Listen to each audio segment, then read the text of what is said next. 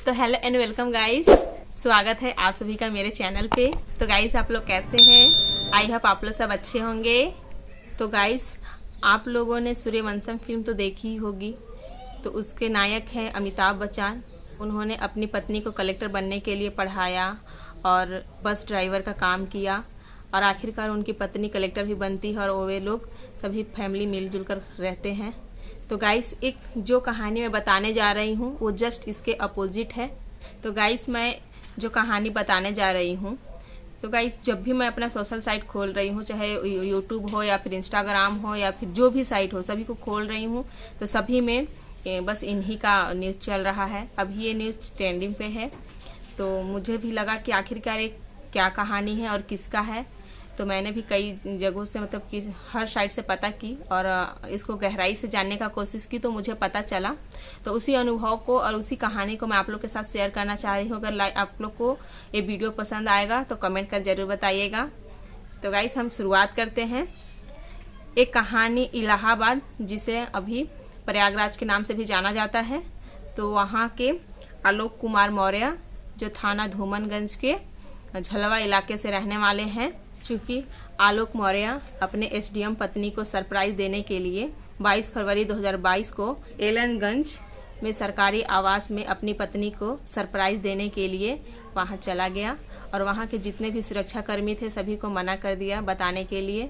और वे अंदर गए, अपने बेडरूम में गए तो अपनी पत्नी को किसी और के साथ ऐसी स्थिति में देखा कि उसकी आंखें खुली की खुली रह गई और वो एकदम परेशान हो गया और वो आकर सोफे में बैठ गया। तो आलोक कुमार मौर्य को कुछ समझ में नहीं आ रहा था कि वो क्या करे और क्या ना करे। तो गाइस इसके बाद वो अलग अलग दफ्तरों में जाता है। कभी एसएचओ के पास जाता है, तो कभी चौकी इंचार्ज के पास जाता है, कभी डीएम से, तो कभी कमिश्नर से, तो कभी डीजीपी से, तो कभी यूपी के सीएम योगी के दरबार में गुहार लगाता है, तो कभी डीजी होमगार्ड के ऑफिस में जाता है। गाइस उसे न्याय मिलेगा या नहीं मिलेगा ये तो फ्यूचर का बात है, लेकिन इनका कहानी जो भी सुनता है परेशान हो जाता है। तो चलिए हम इनके बारे में पूरा डिटेल से बताते हैं। तो आलोक कुमार मौर्य की कहानी स्टार्ट होती है साल 2009 से। इनका सामान में पढ़ाई हुआ था और पंचायती राज विभाग में सफाई कर्मचारी के पद पर नौकरी लग जाती है। तो आलोक कुमार मौर्य इलाहाबाद जिले के, जिसे प्रयागराज कहते हैं, जो थाना धूमनगंज के झलवा इलाका का रहने वाला है। आलोक कुमार मौर्य का शादी के लिए बहुत यहाँ वहाँ देख रहे थे। इसके बाद उनका शादी बनारस के चिरई गांव में शादी लग जाती है ज्योति मौर्य से और साल 2010 में इनकी शादी हो जाता है। शादी के बाद आलोक की पत्नी बोलती है कि मैं पढ़ना चाहती हूँ, आगे बढ़ना चाहती हूँ। ये बात आलोक मौर्य के मन में जाता है। तो आलोक मौर्य सोचते हैं कि मेरा सपना पूरा नहीं हो पाया तो क्या हुआ, मैं अपनी पत्नी का सपना पूरा करूंगा।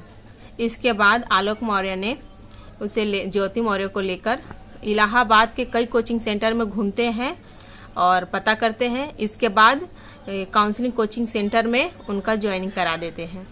इसके बाद आलोक मौर्य बोलते हैं अपनी पत्नी से कि तुम किसी का टेंशन मत लो, घर परिवार का भी टेंशन मत लेना, मेरा भी टेंशन मत लेना, तुम सिर्फ पढ़ाई करो और सिर्फ पढ़ाई।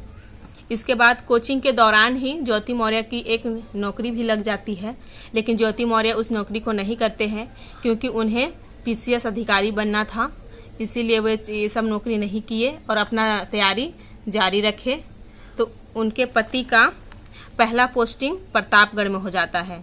तो उनके पति कभी नाली सफाई करते हैं, तो कभी झाड़ू लगाते हैं, तो कभी क्या काम। तो फिर इसके बाद वो आलोक मौर्य अपनी सैलरी का पूरा पैसा लगाते हैं अपने पत्नी का कोचिंग में। तो अपने भैया से पैसा लेते हैं, भाई से, तो कभी अपने पापा से पैसा लेते हैं और कम पड़ जाता है तो जहाँ वे काम करते हैं वहाँ के डीपीआरओ अधिकारी से भी पैसा लेते हैं और अपनी पत्नी को देते हैं पढ़ाने के लिए।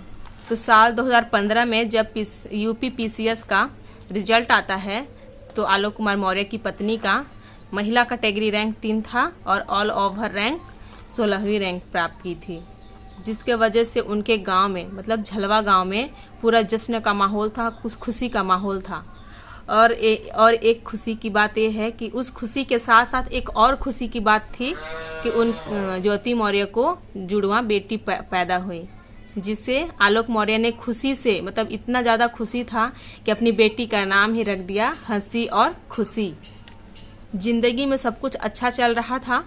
ज्योति मौर्य का पहला पोस्टिंग कौसामी में, इसके बाद प्रतापगढ़ में एसडीएम के पद में रही, तो कभी जौनपुर में तो कभी लखनऊ में। आपको बता दें कि वर्तमान में बरेली में शुगर मिल में प्रधान प्रबंधक, जिसे जनरल मैनेजर कहते हैं, के पद में पदस्थ है।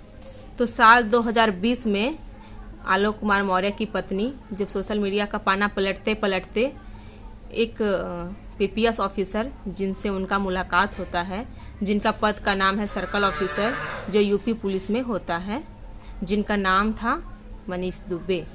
सोशल मीडिया के माध्यम से पीपीएस ऑफिसर से बात करने का भनक उसके पति को लग जाता है और वो पूछता है कि ये मनीष दुबे है कौन और क्यों बात करती हो। तो ज्योति मौर्य जवाब देती हैं कि मैं ऑफिसर हूँ और जाहिर सी बात है कि बड़े बड़े अधिकारियों से मेरा उठना बैठना बातचीत करना लगा रहता है। इसके बाद उसका पति भी सोचता है कि हाँ, ये सब तो नॉर्मल सी बात है, और वो समझता है और वो चुप हो जाता है। 22 फरवरी 2022 को आलोक कुमार मौर्य अपनी पत्नी को सरप्राइज देना चाहता था और वे बिना बताए एलनगंज के सरकारी आवास में चला गया और वहाँ जो सुरक्षाकर्मी थे मौजूद, उन्हें मना कर दिया बताने को और वे अंदर चले गए। बेडरूम में गए तो वहाँ पे अपनी पत्नी को आपत्तिजनक स्थिति में देखते हैं तो उनकी आंखें फटी की फटी रह जाती है और उन्हें समझ नहीं आता है कि ये सही है कि गलत है, और वो कुछ सोच नहीं पाते हैं और वो एकदम परेशान हो जाते हैं और आकर वो सोफे पे बैठ जाते हैं और वे जासूसी करना स्टार्ट कर देते हैं कि वे जो देख रहे हैं उसमें क्या सच्चाई है और क्या नहीं। इसलिए वे जासूसी करना स्टार्ट कर देते हैं। इसके बाद इधर उनकी बेटी, जो जुड़वा बेटी हैं, दोनों 9 साल की हो गई हैं। उन बेटियों का क्या होगा पता नहीं, क्योंकि इन दोनों के बीच में एक पीपीएस ऑफिसर आ जाता है। एक दिन उनकी पत्नी का एफबी लॉगिन खुला रह जाता है, जिसमें उनका चैट को पढ़ते हैं तो उसमें पता चलता है कि इन दोनों का रिश्ता बहुत गहरा हो चुका है।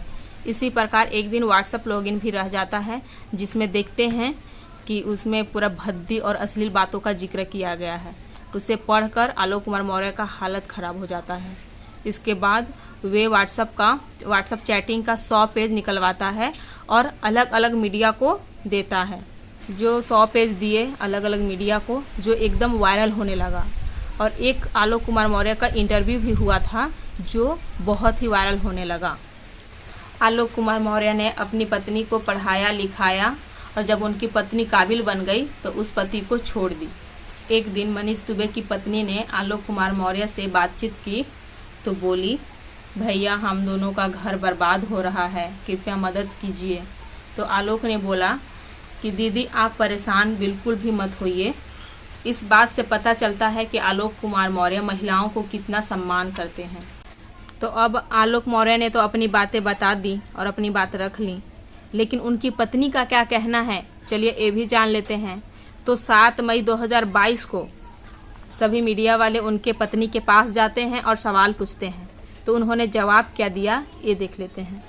ज्योति मौर्य ने अपने पति के विरुद्ध दहेज प्रथा प्रकरण दर्ज कराई है धूमनगंज थाना में, और उनका कहना है कि उनके पति के द्वारा 50 लाख रुपए और एक घर भी बनवा कर दो, ऐसा मांग किया जा रहा है। और उनका कहना है कि जब साल 2010 में उनका शादी लग रहा था तब उनके पति के द्वारा उन्हें बताया गया कि वे ग्राम पंचायत अधिकारी के पद पर पदस्थ हैं, लेकिन धीरे धीरे शादी के बाद जब ज्योति मौर्य को पता चला कि वे उनके पति सफाई कर्मी हैं तो उन्हें बहुत गुस्सा आया। इस बारे में वे अपने फैमिली से बात की, अपने मायके वाले से बात की, अपने ससुराल वाले से बात की कि उनके पति के द्वारा उन्हें धोखा दिया गया है। और उनका कहना है कि वे शादी से पहले भी पीसीएस की तैयारी कर रहे थे और शादी के बाद भी। और उनका कहना ये भी है कि उन्हें किसी के द्वारा आर्थिक रूप से सहायता नहीं किया गया है, बल्कि जब यही पीसीएस अधिकारी बने तो ये अपने ससुराल वाले की बहुत सारी मदद की है। और इनका कहना है कि इनके ऊपर जितने भी आरोप लगाए जा रहे हैं सभी निराधार हैं। अखबार टेलीविज़न पर खबर आती है और विभिन्न जगह शिकायत करने के बाद, चैटिंग वायरल होने के बाद पता चलता है तो लोग कहते हैं कि जब उसकी नौकरी लगी थी तभी अपने पति को छोड़ देती, आज क्यों छोड़ रही है।